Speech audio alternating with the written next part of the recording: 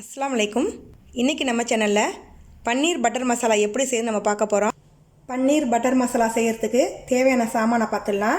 400 gram பன்னீர் எடுத்துருக்கிறேன்.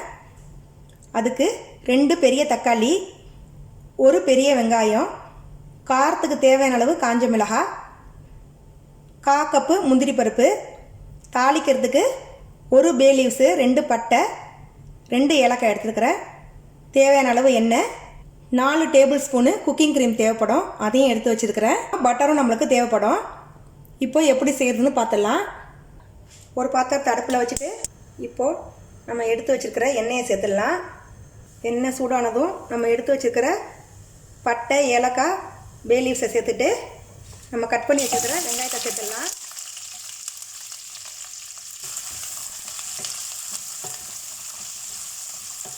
வெங்காயத்தை லேசாக வதக்கிட்டு நம்ம எடுத்து வச்சுருக்கிற தக்காளியை சேர்த்துடலாம். அது கூடவே காஞ்ச மிளகாயும் சேர்த்துடுறேன். இது எல்லாத்தையும் சேர்த்துட்டு நல்லா கொஞ்ச நேரம் வதக்கி விட்டுருங்க.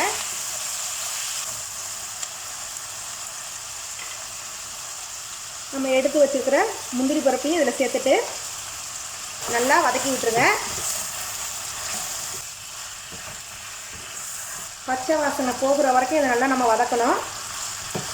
இந்த அளவுக்கு வந்ததும் நம்ம ஸ்டவ் ஆஃப் பண்ணிடலாம்.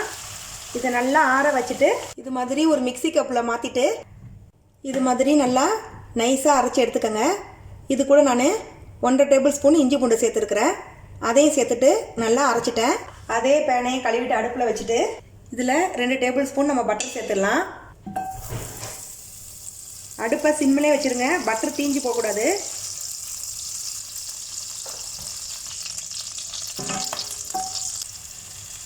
பட்டர் சூடானதும் கொஞ்சமாக காஷ்மீரி சில்லி பவுடர் போட்டுட்டு அதிலே நம்ம அரைச்சி வச்சுருக்கிற மசாலாவை சேர்க்குறேன்.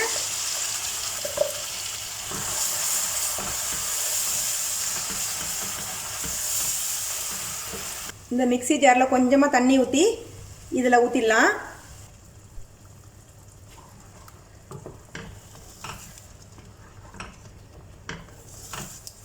முந்திரி பருப்பு போட்டிருக்கிறதுனால இது சீக்கிரம் அடி பிடிச்சிடும். அதனால் இதை நம்ம லைட்டாக கிளறிக்கிட்டே இருக்கலாம். இந்த மசாலாவுக்கு தேவையான அளவு உப்பு சேர்த்துருங்க. இப்போ இதை ஒரு தடவை நல்லா கிளறி விட்டுருங்க. இப்போ இதை நல்லா மூடி வச்சுட்டு லைட்டாக கொதி வர வரைக்கும் நம்ம வெயிட் பண்ணலாம். பன்னீரை சுடுதண்ணி அலசி வச்சுருக்கிறேன். அதை இதில் சேர்த்துட்டு 5 நிமிஷம் நம்ம மூடி வச்சு வேக வச்சிடலாம். பன்னீரை சேர்த்தாச்சு. கிரேவி கொஞ்சம் திக்கார வரைக்கும் நம்ம இதை மூடி வச்சு வேக வச்சிடலாம். இப்போது நம்ம பன்னீர் பட்டர் மசாலா ரெடி ஆகிடுச்சு. நம்ம ஸ்டவ்வை ஆஃப் பண்ணிடலாம். அது மேலே நான் ஃப்ரெஷ் க்ரீம் போட்டு வச்சுருக்கிறேன். சப்பாத்தி கூட சாப்பிடும் போது இது ரொம்ப நல்லாயிருக்கும். இன்ஷா அல்லாஹ் இதை நீங்களும் வீட்டில் ட்ரை பண்ணி பாருங்கள். அடுத்த வீடியோவில் சந்திக்கிறேன். அஸ்ஸலாமு அலைக்கும்.